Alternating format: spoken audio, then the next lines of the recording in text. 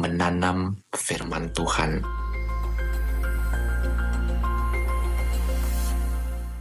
Yang menarik sekali bahwa dalam Markus pasal 4 disampaikan bahwa firman itu adalah benih. Dan ini yang harus kita tahu tentang firman. Disampaikan bahwa dalam Markus 4 ada seorang yang menanam benih pada ayat yang ke-27, 28, bahwa ketika dia menanam benih itu di tanah, lalu dia tidur, dan ketika dia bangun dia melihat bahwa benih itu sudah tumbuh tanpa sepengetahuannya dan dia tidak tahu bagaimana benih itu bisa bertumbuh.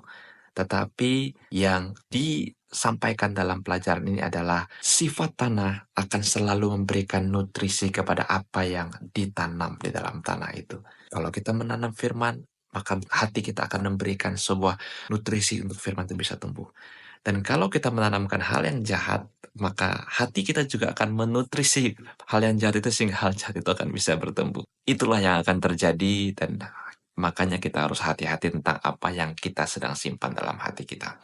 Next, benih itu selalu bertumbuh.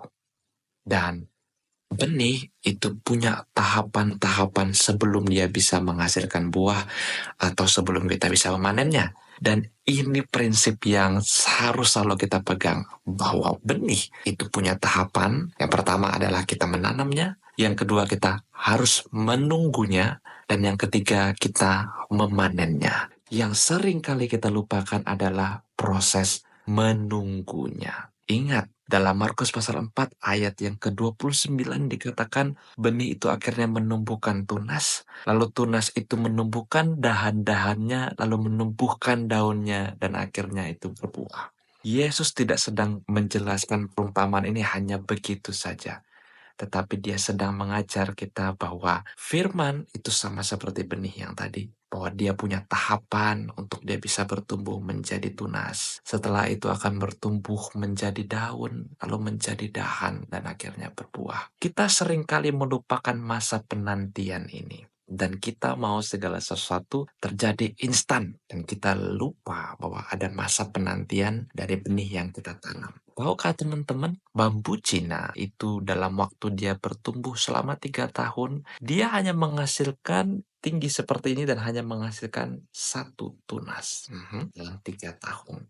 Tetapi dalam tahun yang keempat dia menghasilkan tinggi yang sangat luar biasa, beratus-ratus kali lipat dari tinggi yang dia bisa peroleh dalam 3 tahun. Dan dia butuh waktu 4 tahun menunggu masa sampai dia bisa bertumbuh menjadi seperti kata Alkitab, 30, 60, dan 100 kali lipat.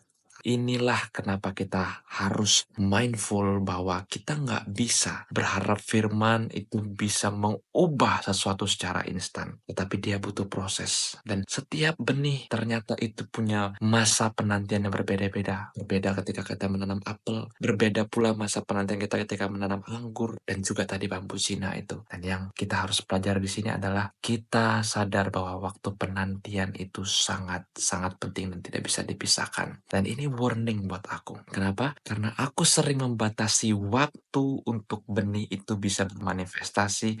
Dan kalau waktu itu sudah habis, aku akan cut. Well, I'm done with this. It doesn't work. I'm gonna move to any other option. Itu kekeliruan yang aku selama ini lakukan. Aku mengeset batas untuk benih itu bisa bertumbuh. Padahal kenyataannya bukan aku yang menentukan kapan dia bertumbuh, but benih itu sendiri punya masa penantian yang berbeda-beda. Dan kita nggak bisa tentukan waktunya kapan. Tunggu dan akhirnya bisa berbuah. So teman-teman, pelajaran yang bisa aku bagikan hari ini adalah itu. Dan ini yang paling penting bahwa nggak mungkin kita pengen makan apel lalu kita menanamnya hari ini juga. Itu suatu tindakan yang tidak bijaksana. Tetapi kita menanam apel agar di kemudian hari di masa panen lalu kita bisa makan buahnya. Bukan waktu kita pengen makan apel lalu kita menanam benih. Karena itu nggak instan. Seringkali kita datang ke Tuhan seperti itu.